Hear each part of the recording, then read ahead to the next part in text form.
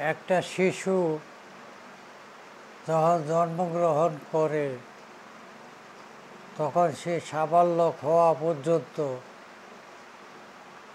মানে যত নিজে প্রতিষ্ঠিত না হওয়া পর্যন্ত মা বাপের কত টাকা খরচ হয় কেউ কি বলতে পারেন?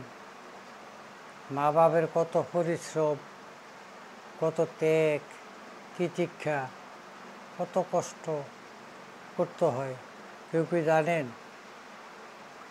আর একটা মা 10 মাস 10 দিন গর্ভে রাখার পর্বে যখন ভূমিষ্ঠ হয়, সে কতটুক মায়ের দুধ পান করে কেউ যদি বলতে পারেন সঠিকভাবে, তাকে 1000 টাকা নগদ পুরস্কার দেওয়া হবে।